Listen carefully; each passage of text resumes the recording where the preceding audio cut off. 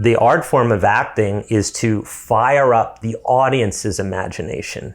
And when the actor offers their truth, it allows the audience to make up the story in their mind. And so often as actors, we cross the line thinking we're helping the audience understand what's happening. But as soon as we cross the line too much, and even if it's done masterfully, we indicate this is what's happening, this is what the character feels, you kill the ritual. You have to know the play, but you have to be open and surrender to the moment if you want the audience to fire up. Filmmaker Magazine presents Back to One with Peter Rinaldi. Josh Pais is an actor. This is his second time on the podcast. His first episode was number 77. This time he's back to talk about his book, Lose Your Mind, which will be available on September 30th. Josh Pais, I want you to say the two most important words in your new book, Lose Your Mind. I want you to say those two words also as a way to show that you have returned to Back to One. Go. I'm back. Yes! That is... And we're going to get to it. Okay. We're going to get to what that is. Okay. But everyone, Josh Pais is back. I want to start with this, Josh. Yes. This is on page 1 of your new book.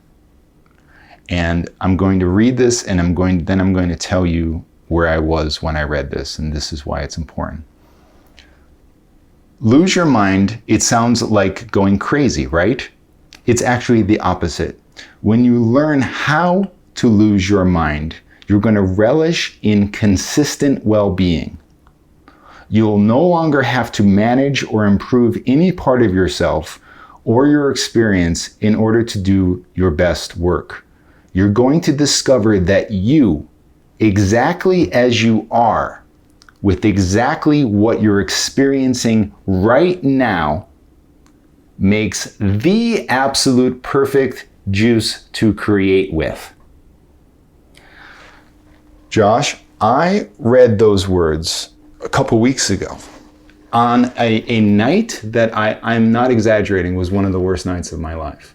It was the crossroads of a personal crisis with a professional and creative chasm.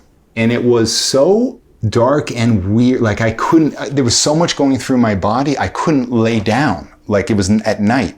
So I picked up this book that had just arrived, and I just started reading it. And I read those words. You're going to discover that I may cry, Josh. I'm going to take this out. Cry. Don't be upset. Take it out. I have to. I will not have me crying. Cry. Come on. You're going to discover that you, exactly as you are, with exactly what you're experiencing right now, makes the absolute perfect juice to create with. And I thought to myself, Josh Pais, you've never experienced this, though, bro. I really thought that. And then I thought, I jumped ahead to, I'm going to sit down with Josh, and I jumped ahead to this right now. And I thought, I won't be feeling this then. I know it. I know this is going to go. And I pictured this right now. Mm-hmm. And the weird thing is, and this is what I would have eventually learned in this book once I read it, which I did. And I kind of knew this from our first conversation on this podcast, which is just recognizing the feeling is you starting to deal with it. One of the cornerstones of your work is not trying to make something go away, right? Absolutely. So much of what people think that they have to do, particularly in acting, is there are bad, quote, bad feelings, yep. Bad conditions, yep. that we need to not be in because it affects the work negatively. Yeah. And I just want to extend that notion beyond actors, because this is a global phenomenon of people thinking that what they're feeling is wrong, bad, etc. And as a result of holding anything that's bad, experiencing anything that, in quotation marks, is bad, naturally, you're going to try to get rid of it. And we'll put that under the category of suppression. Yeah. Even if it's trying to enhance it, it's suppressing what is. And when we suppress the body, we're signaling to our nervous system, to our whole system, I don't want to feel you. Mm-hmm. And that makes sense. If you believe something, a sensation, to be bad, of course you're going to try to get rid of it. The downside of that is as soon as we disconnect from the body, because we're alive, our attention has to go somewhere, and then it goes to our mind, our thoughts. And typically, our thoughts are shitty, yes. Abusive, yes. Mean, I suck, I'm not good enough, I'll never, blah, blah, blah, I'm too this, I'm not enough that, I fucked up in the past, the future maybe will be better, or maybe I'm cursed and my life is whatever. It's not going to be a kind, your mind is not kind. Yeah. So from my point of view, it's better to stay connected to the nuance of sensation in the body, which is always in a state of shift, as opposed to listening to the same recording that our mind drops down. Yes. And I think what you were getting at, when you truly feel what's there, it's an energetic pattern. Yes. We call it anxiety, we call it fear, we call it joy, we call it ecstasy. But and we label it in a sense. Our mind likes to label things so that we don't have to experience them. Mm-hmm. But if you say, let's go with anxiety. A lot, that's like culturally, we're taught to believe that the experience of anxiety is bad. It needs to be fixed. It needs to be gotten rid of. There's, I don't know how many books on how to get rid of fear, how to get rid of, yes, it's bullshit. Yeah. It's like it's built into our DNA to experience the full range of sensation. Mm. And by going into the nuance of the sensation, you just feel a movement. You feel an energetic, it might feel out of control. It might feel like almost like you're going over, the top of a roller coaster, mm-hmm. or it might feel very smooth. But staying connected to that opens the creative channel. It keeps you present. I thought I was going to say a third thing, but I'm going to leave it at that. Well, there is how do you call it? You call it 4 access points. 4 access points. To presence. Yeah. The body, connecting with the body. We're just going to run through them. Yes. Breath. And I just want to say with breath that a lot of people use their breath to try to get rid of what they're feeling. Like they breathe out. Like it's a breathing technique to get rid of feeling X, Y, or Z. But what we want to do is breathe to feel, almost like you're putting gasoline on the embers. Yeah. And the thing is that when you connect to any sensation and you fully connect to it, it will shift in 7 to 12 seconds. Mm-hmm. If you manage it, try to alter it, suppress it, you're going to lock it like a squirrel in a cage, mm-hmm. and it's not going to move on. So we want to breathe to feel, not breathe to suppress. And the way you talk about it in the book, which actually made me a little bit annoyed. Let me tell you why. Because I'm not connected yet. So when I hear this kind of language, and maybe I'm already using the wrong language. You're probably sitting there thinking you are connected. You're fucking connected. I am thinking you are fucking connected. But when you say stuff like breathe in and direct the breath to the area that needs it or whatever, or bring it to the area, wherever you're feeling the tension. Wherever the highest, the loudest sensation is in the body. Yeah. Just so that you're not, and let that be the guide track. Yeah. But what do you feel right now? Well, I don't have feelings. Yes, you do. What do you feel right? You were going to cry. You were going to cry 5 minutes ago. That's taken out.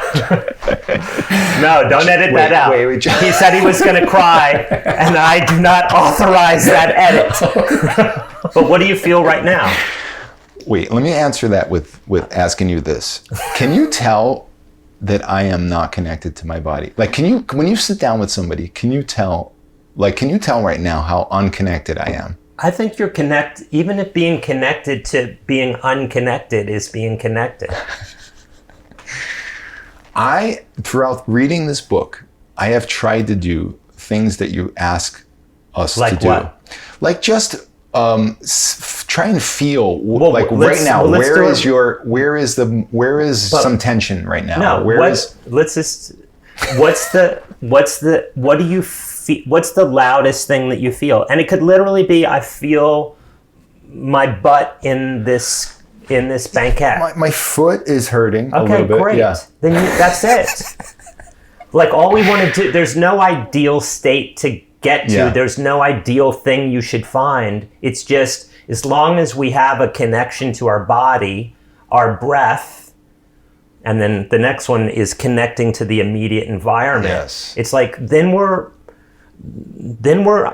opening the creative channel, and we're on our way to getting out of listening to our head. Yeah. And feeling whatever you feel in your foot, from my point of view, is better than listening to how you suck. Yeah, yeah. And I've been teaching for, I don't know, well over 30 years. I don't want to count how many, but well over 30 years. And every single person that I've taught or coached has the shittiest thoughts in their head. Yeah. And like, I'll talk about that in a class, and then there'll be a break, and then somebody will come up to me. I wrote about this in the book. Somebody will come up to me and they'll kind of whisper, and they'll go like, I know what you're saying about people having bad thoughts. And they go like, my thoughts are the worst. I have the worst thoughts, because everybody, and that's part of the paradigm to keep us stuck in listening to this. And even I said that, right? I was like, Josh Pais, you haven't felt this yet, bro. Right. You haven't, like, as if you haven't lived life, and like. Well, I came up with this work because, early on in my career, I was debilitated by how much I was feeling. Mm-hmm. Like, I would go into an audition and have so much anxiety, so much stuff that I held as bad. So I was managing it, and then my work was coming out in very weird, not creative weird, just like hiding. I was hiding because I was trying to manage what I was feeling, and nobody wanted to hire an actor who was hiding. Yes. And you have a very good example of this, of somebody just actually, instead of trying to hide it, dealing with it, and then the audience actually connecting with them instantly. Yes. Upon this person just connecting with how they're feeling, and then the engagement is sudden and immediate. It's humans can't help but be engaged instantly when there's something truthful happening. Yes. Like, if there's an altercation or lovers on the street, it's like you can't help but but be engaged. I mean, there's nothing worse, especially in the theater. In 5 seconds if the actors are going to be on autopilot, managing themselves and doing the play correctly, as opposed to, whoa, we're seeing somebody here. Yes. And as soon as that happens, the audience surrenders, and the art form of acting is to fire up the audience's imagination. And when the actor offers their truth, it allows the audience to make up the story in their mind. And so often as actors, we cross the line thinking we're helping the audience understand what's happening. But as soon as we cross the line too much, and even if it's done masterfully, we indicate this is what's happening, this is what the character feels, you kill the ritual. You have to know the play, you have to know, but you have to be open and surrender to the moment if you want the audience to fire up. Yes. Because they don't want to see, nobody wants to see something that's already preset. That's you know? right. That's right. I mean, that's why sports are so popular, because you're going to, And you never know. and you what's don't gonna know. happen. They don't know. Nobody knows what's going to happen. Yeah. Everybody's trained, even though there's plays that have been made. You don't know. Nobody knows what's going to happen. And you look at the love of, or the audience participation in sports compared to theater. It's like people. Sports are winning out. Yes. And the way you said it last time we sat down is you're partying in the unknown. Yeah. And which is so hard to do, because obviously part of it that actually stimulates our fear, of course, because the unknown is scary. Yeah. But you're so right, because this is why audiences actually perk up when something weird happens on stage. When something is dropped, when something is broke. Yeah, the audience is like, it's like the most, it's sometimes the best part of a show, because all of a sudden something real is happening. Yeah. And so all we have to offer is our being in this moment within the context of the story, and it starts to become a ritual. It starts to become a co-creation as opposed to a presentation. Yes. I mean, how often have you, as an actor, dabbled in, or well, let's say like you're having a good time in the unknown, and you're actually present and in the moment and like feeling that, and not stuck in this way, but your fellow actors are actually mad at you because they don't know what's happening, and they are stuck in their own rote way of doing it, because this is show number 500. Everything is set in a certain way, but you're trying to bring life to it. Do you find that actors who are stuck in their way are actually mad at you for like trying to bring life? Rarely. I would say rarely. And I think that presence is contagious. Yeah. And if and this has happened with me working with another actor, if I was kind of locked into, I've kind of let my mind take over and I'm going to do what I did yesterday. Yeah. And another actor is breathing and seeing and is in, and is actually talking to me. Like it pulls me, it's like, it pulls me back in. So it's contagious. And I think that most actors, I think that's what we're craving. Yeah, I think you're right. And I think this also extends into so many other areas for anybody that has to put their ass on the line, extend themselves further out into the world. Guaranteed for everybody, no matter how much success or experience you have, you're going to feel more, you're going to vibrate more. Yeah. And to connect to your audience, of whether it's one-on-one, like a coaching session, or thousands or even millions if you're online. I mean, the truth is that it is all unknown. We don't know where this conversation is going to go, but our mind is trying to do everything it can to keep it the same. Yep. Because that's how that functionality, that paradigm survives. Yes. It's like, this is like that, so you don't have to experience it. Yeah. But that's what, especially because, there's such an addiction to phones and to screens right now, that when somebody is alive, spontaneous, it's like, it's like, oh my God. And it's so enlivening. Yes. And that we need that. And to your point here, you tell a story about like from the opposite side of this, where you were working with De Niro and he was actually listening to you, like as an actor should in the scene, and you were doing it in a certain rote way. This is early on. This was the first movie I did. Yeah. And I was, prior to that, had only done theater in little Lower East Side basement theaters where they were like, speak over the loud enough so so we don't listen to the boiler, right there, or it's only maybe like 9 or 10 rows, but it was like, speak loud, make sure everyone can hear you, and so I got cast in Jackknife with Robert De Niro, a hero, and there were people gathered around. There was craft service, maybe 30, 40 feet away.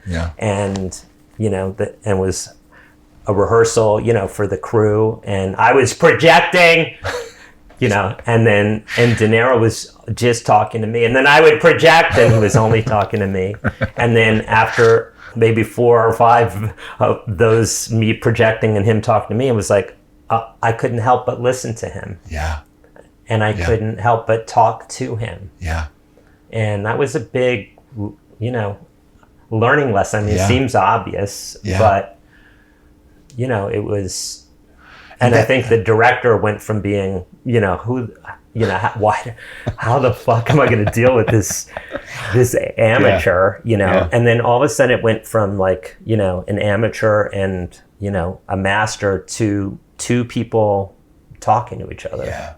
And that was profound for me. And how many times have we seen this too? Like in a play or something, when you see somebody doing kind of that is present, and then they're in a scene with somebody else that in a previous scene wasn't so present, but suddenly they are present with that person because of what you're just saying right here. It's almost like it is kind of like a contagious thing of like they can't help but just be kind of responding to the spontaneous person in front of them, and it makes it all like both of them now are engaging because of that kind of thing that's spilled over into them. It's very interesting. But what do you feel right now? Like, what do you feel in your chest? You just took a breath. Like, what do you feel? What's the energy in your upper body?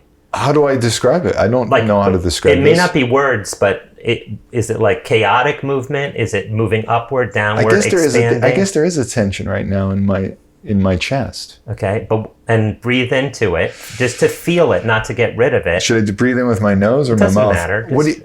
Just feel. Breathe to feel it more, not to feel it less. Oh, okay. And what are the atoms doing in there? Some of it just went away.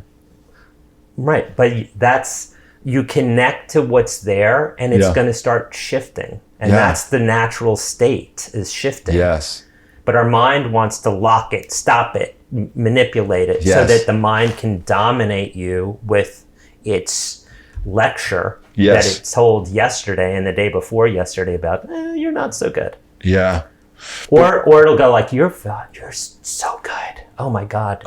And then you kind of buy in, you're like, you pick up the martini glass. Well, tell me what else, and then it's like, well. And that's out just as bad as what you say in the book, right? Well, that's what I'm talking about. Well, what I'm talking about there is that your mind will try to seduce you to keep listening to it. Yeah. But I think what you're referring to is that in the moment of creation, if you're listening to how you suck in your head, or you're listening to, I am killing it in this scene right now. Oh, I'm going to get, this is award-worthy work. You know what I mean? Yeah. If you're either of those thoughts is an indication that you're not really in your body, you're not connected to your fellow actor. Yes. And you're probably barely breathing. Yes.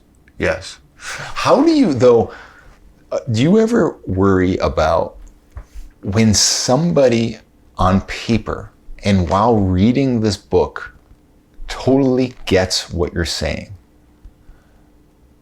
loves it, feels like it's going to be helpful, they get on set, they can't get over their mind. They can't lose their mind. Mm-hmm. And now it's even worse because they read Josh Pais's book and know that they need to, and know and understand the process, and yet they still can't. Now they're harder on themselves than ever because they understand what they need to do on paper, right, and still can't. And it actually becomes worse for them in a way, and then they're really beating themselves up. So, or a couple things there. One is, if you're stuck in your head, you're judging yourself, it's like that is, in that moment, the truth.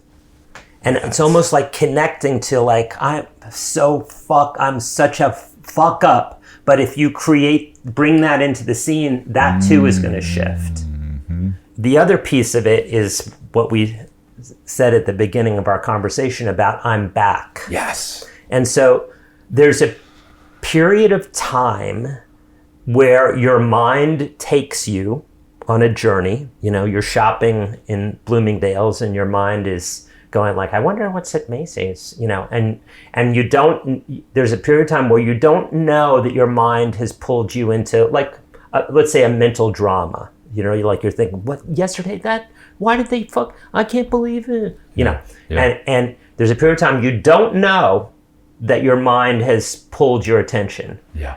And then there's a moment that you're like, whoa, my mind is going off. And that's when you use I'm back. As soon as you're aware that your mind has pulled you into some kind of a mental drama or out of this moment, you say I'm back. I mean, in my classes, I have people saying I'm back constantly. As soon as they're aware that they check out, to say out loud, I'm back, because that'll bring other people back. Yeah. So it's and really, and you don't have to say it out loud. Not every situation you can say it out loud, but it's to recognize that your mind just got you. Yeah. And then come back to the other three remaining access points. Come back in your body, breathe, and see what's in front of you. Yeah. And really, in terms of seeing, you know, I write about the difference between looking and seeing. Yeah. Like typically, we will walk into an apartment, a room, an audition room, a stage, what have you, and we do a quick scan. Basically, we're scanning for safety. It's like, and familiarity. Okay, there's a door there, there's a window there, there's a carpet. Okay, yeah, and then we tend to not go beyond that. It's just like check. But what I encourage people to experiment with is to, like, there's this wood paneling next to us, and our mind will just go wood paneling, and then there's no more connection to it because your mind doesn't want you to fully connect, because then the voice becomes less dominant. Right. And this work is about not trying to stop your mind. That's like, your mind would love you to spend time trying to stop its mind because then you're fully in your mind. But it's shifting the volume away from the chatter to what's real. And so just in terms of one of the access points is connecting to the immediate environment. So with this wood paneling, it's to literally see the detail in terms of color, texture, lightness, and darkness. Like literally see how a baby or a dog would see. Yeah. And by doing that, it's like it gets really quiet. Mm-hmm. And it's you're truly connecting to your environment at that moment. And because we like you say, when you walk into a room, you're sizing up all of the things like, okay, oh yeah, I know what that is. I know what that is. I know what that is. I know what that. I've been in a room like this. Bob. I am now not there. Right. Because I know everything. Now I can just deal with what my mind is saying right now. Whatever. Yeah. But you're saying that when you actually, because even though you live here, Josh, right? You've never actually seen this wood like this because the light is different than it's ever been. Exactly. It's actually, this is different than it's ever been. Yes, and it's never been witnessed in this moment. Yeah.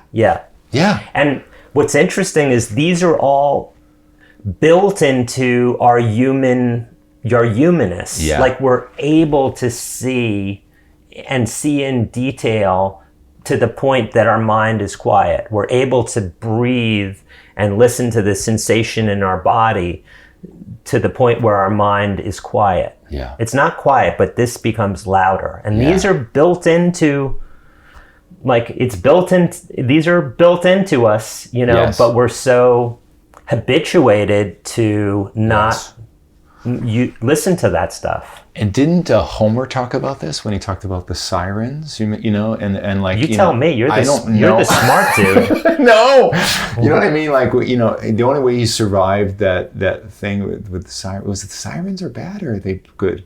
Man, I really should have had this worked out before I started talking about this. Yeah. But anyway, but what's the gist of it? The gist of it is that like he needed to focus on the sirens sound to survive whatever the bad thing was that was going on, and that got him through. I'm just saying this is ancient. What you're talking about is ancient in a way, and we still haven't figured it out. It's the human, it's what it is to, be in a,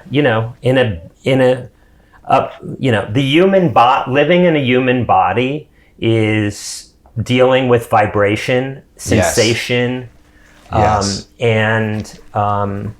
and if we disconnect from it, we disconnect from what's in front of us, then we listen to our mind. Yes. And that's when we put the chatter of the mind or the mind on a pedestal, we end up with a world at war. Yes. Yes. And division and hatred and, it's just because because it takes practice to have your heart open, to actually feel. If we all felt, one another in a non-mental, without listening to the chatter, we could solve a lot of what's going on today. I believe it. But we have to recognize that there's things like these phones, which are designed to keep us out of the moment and which allows us to be manipulated and become addicted to nonsense.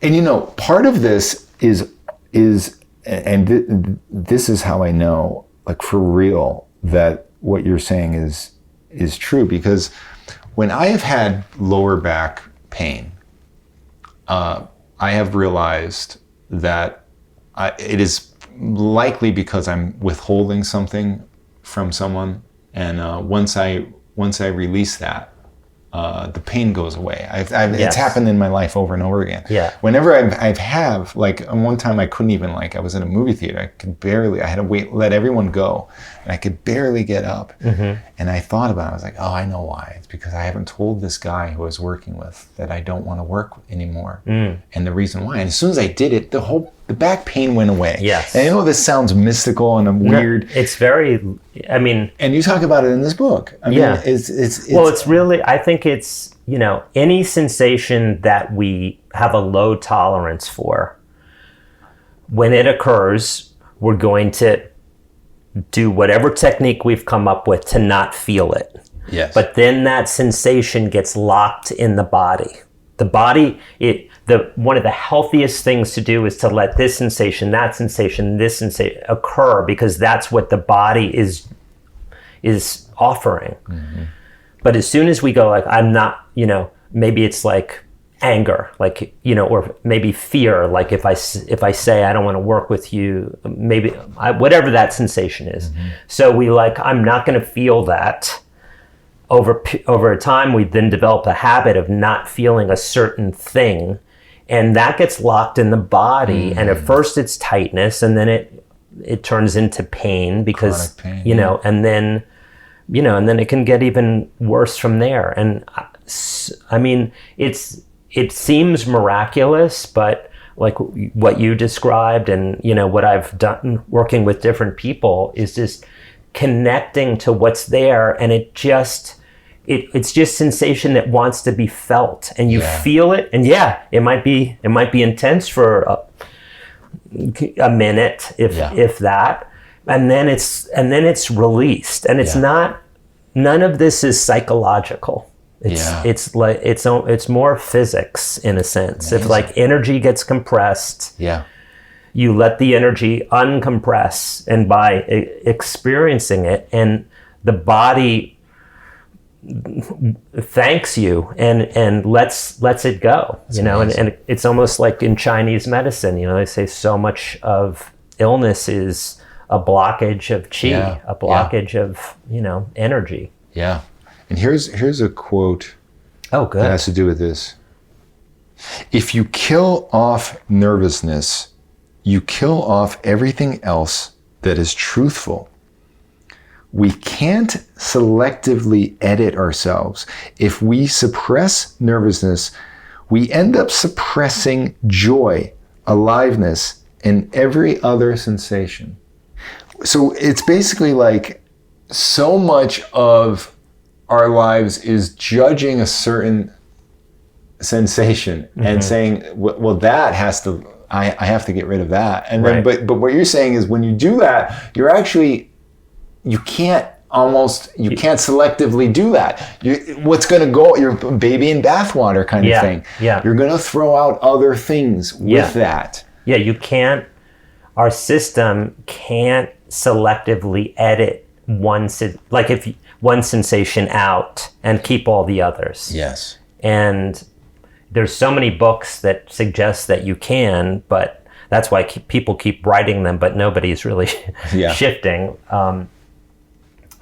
But yeah, if you're feeling, say, nervousness, and you boot that down, like let's say 10 is the most nervousness you can feel, and 0 is nothing. And if you boot down nervousness to 5, then you've also booted down all these other things, like you mentioned, like joy, happiness. And so nervousness is not bad. Yeah. And it's just energy that's accelerating in the body at probably a higher speed. Yes. But if you just breathe and you must stay connected to the immediate environment, otherwise you're going to go into your mind. But feel that energetic rush as you breathe and stay connected to what's in front of you. And then you're operating at your optimum. And the thing is, when you're nervous and you fully welcome it, you never appear nervous. You appear centered. That's important, isn't it? Yeah. Because we're so afraid of looking nervous. Right. But what nervous looks like is somebody feeling an energetic charge and managing it to the best of their ability. Blocking it down and then trying to be like, hey, how you doing? How's everything? Are you good? Yeah, man. No, I'm good, yeah. But here's something crazy, Josh. Maybe you've heard this. I recently acted for the first time on stage. I've avoided it my entire life. I mean, I wasn't even on the stage when I was a child, right? Even in school, because I had so much stage fright. So I finally, at the age of 49, I appeared in a play, and it was a giant theater filled with people. I wasn't nervous at all, and it actually worried me. And then I did another play, and I was never nervous, Josh. Now, I'm not saying this like to boast. I'm actually concerned. Why? Because I think I may have done what you're saying here. First of all, I just want to throw in that if you were nervous, that would be fine too, and natural too, and juice to create with. Actually, that's juice, but I don't have anything. I didn't do anything to create with. I didn't have any juice. Well, you had something. How do you know? Because you're a human. Because I was alive? Yeah, because you were alive. Look, we're a mass of atoms. I can talk about my dad, a little bit. But well, let me just talk about my dad for a minute. So my dad was a theoretical physicist who worked with Einstein for 11 years at the Institute for Advanced Studies in Princeton. And when I was a little kid and not knowing what my dad did, because I would see him doing these calculations on like a floor-to-ceiling chalkboard when I would go to his office, and I knew what other kids' dads did that were, regular, bus drivers or, whatever, drug dealers, whatever the New York City dads did when I was growing up. And I was like, well, what do you do? What is your job? And he said, and I was sitting next to a small table, and he said, do you see this table? And I was like, yeah. And he said, do you see your knee? And I said, yeah. He said, the smallest part of that table and the smallest part of your knee are the same thing, atoms. And that's what I explore, the building blocks of the universe. And so later, that's when I was 6, cut to me getting out of acting school, auditioning, and it being horrific.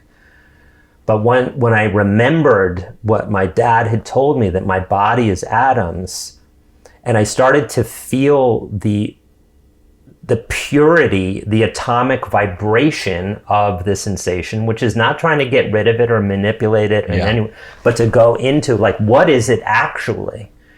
Then it took it out of being judgmental about it, because these vibrations, there's not really words for them. There's just like, going all over.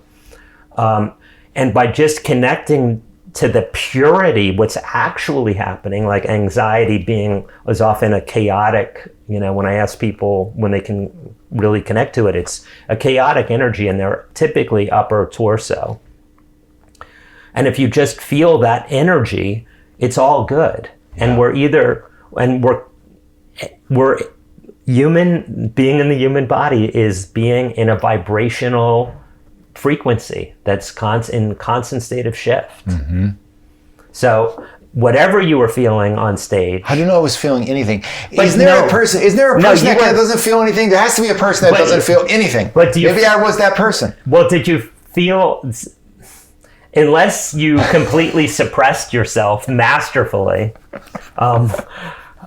like even it's just feeling your feet on the floor. Like it doesn't have to be, it's like literally you have your hand on your forehead, just like feeling that, feeling the banquet with your hand. Like that's just connecting to your body. It doesn't have to be profound. It doesn't have to be turmoil. Like sometimes we're just, it's just hanging out. I guess I'm wondering if this is why I kind of suck. And I mean, as an actor.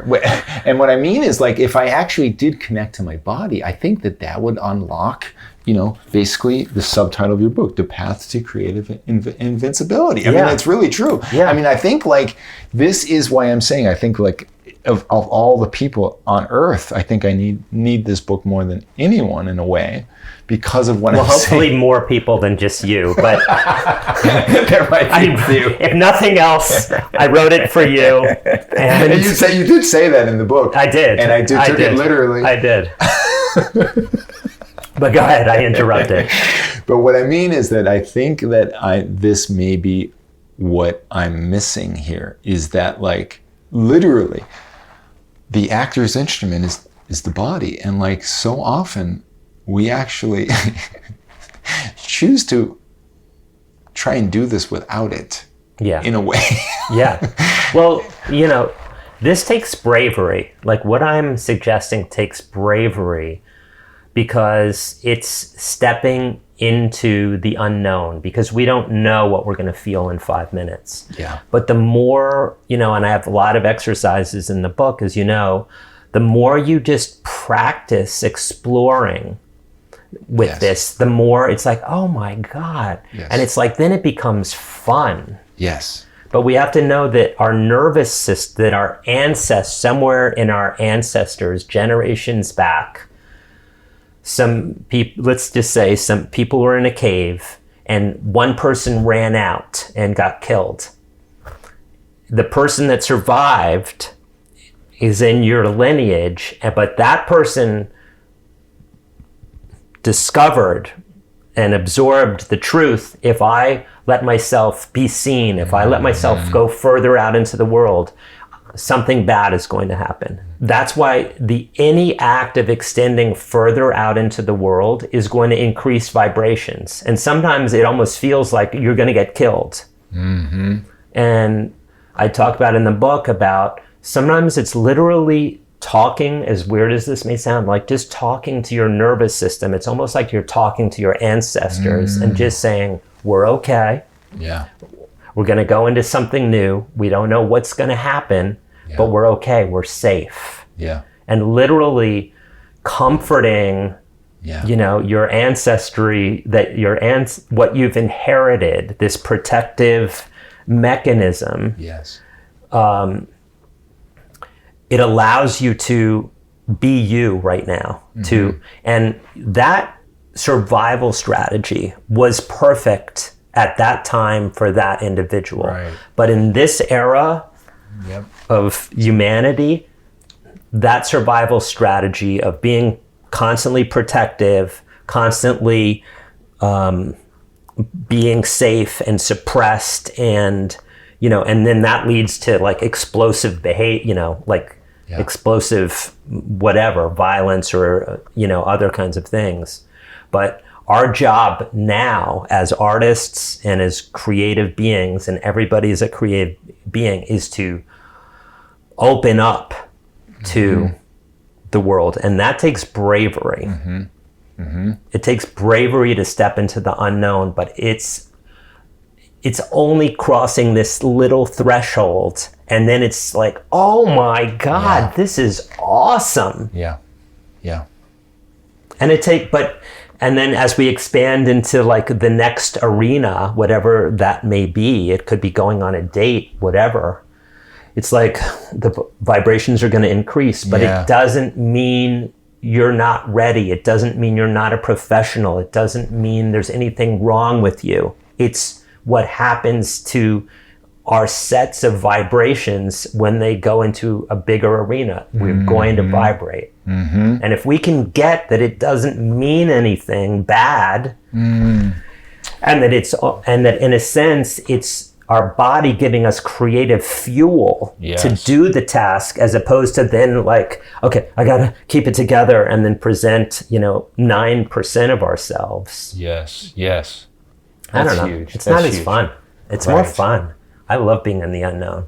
And another thing that goes along with this that you talk about, which I think is really important and can be practiced like right now by somebody listening to this, is just the idea of like analyzing our prejudices with people, and realizing that part of this whole idea that we were talking about this wood paneling is like in thinking we know what this wood paneling is, and then just immediately just being like, wood paneling, I know what that is. Right. We do that with people. Yeah. When we see them, we're like, we size them up and we X them out, or we're like, that's important. It's important. Like just signals, symbolizers that we are slaves to, and kind of breaking that, seeing each new person as new, brings this empathy in, which is a very good tool for an actor. But it literally is like you have to train yourself to do that.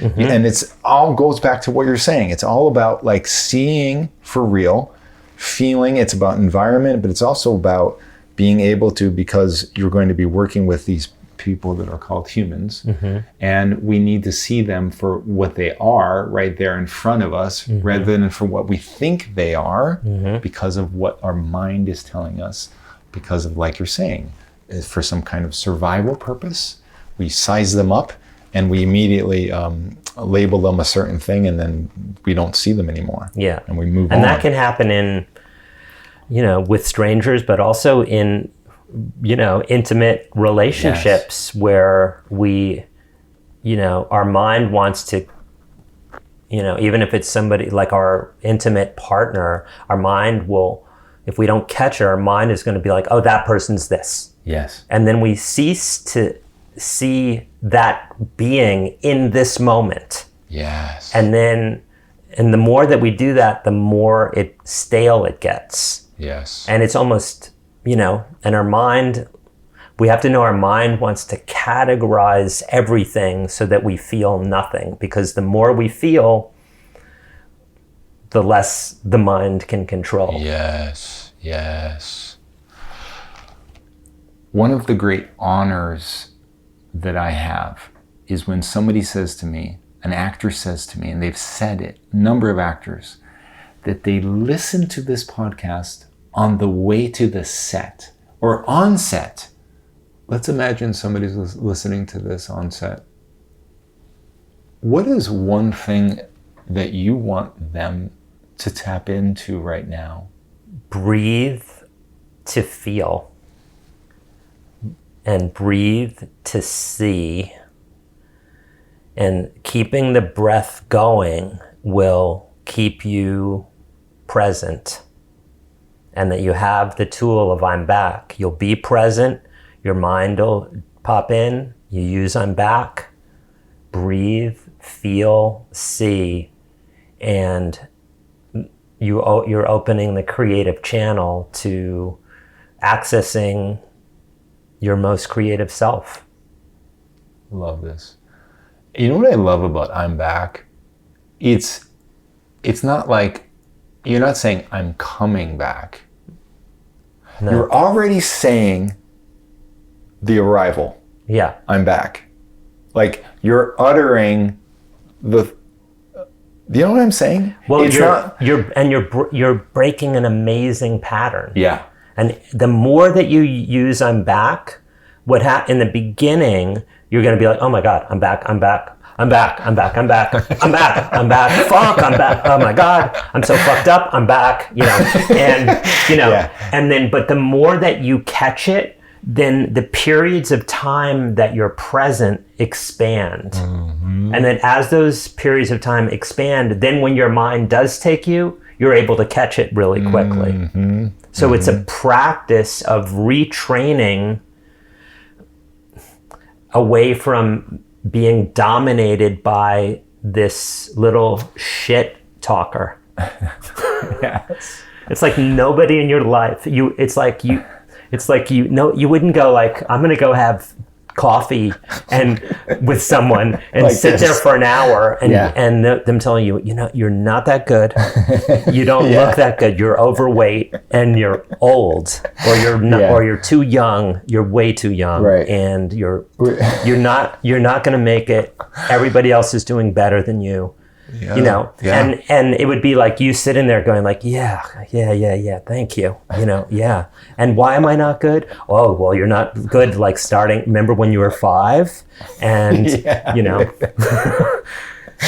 and we just got to go like, I'm back, fuck. It's like taking advice from a 3-year-old, as a 3-year-old came up to you, while you're at Starbucks going like, well, you're just, you're no good. You're not a good person. Do you know what I mean? And it's like, go back to your room. Your mom's gone. Your mom, it's like, because it's always going to be the same shit if we listen to it. Yeah. And just one other thing about when it goes off, the positive in it, if you can hold that when your mind is dominating you, if you can reframe it that your mind is telling you when it's going off, and don't get lost in the content, your mind is telling you, Peter, you're not breathing, Peter, you're not seeing, and Peter, you're not in your body. Yeah. As opposed to and your mind wants you to get lost in content because it's not going to go, you're not breathing, you're not seeing, and you're not feeling. It's just going to say, you wore the wrong socks. So I like that framing of it. So it's not like, so it's actually like the mind is helping you, but it's just not communicating it properly to you. It's not in a nice way. But if you can catch it, and it's like, fuck, you got me, and it's like, I'm back. Back in the world, back to what's real. It's like, thank you, mind, for telling me I am not in the present moment. You didn't do it in a nice way, but thank you. It's not going to do it in a nice way. It's going to try to like come over. It's like, come into the crack den. I have to tell you I want to tell you some stuff about what's wrong with you. Come on in. What was it like writing this book? Have you ever done anything like this? No. Well, first off, when I have a lot of friends that have written books, and as soon as I, Penguin Random House, gave me this deal, which kind of came out of the blue, but that's another story. Everybody was like, oh my God, it's going to be you don't know how hard it's going to be, And I was like, oh God, wow, okay. And then then this is honest, and my other friends who are, have many, many books, like they're like, I told this to Tim Ferriss, he had come over for dinner a week or two ago, and I was like, I actually loved it. I couldn't wait to sit down and write. And in a sense, it felt like it was not that, I'm a channeler, but it just felt like it was like, this has had to come through me. Mm-hmm.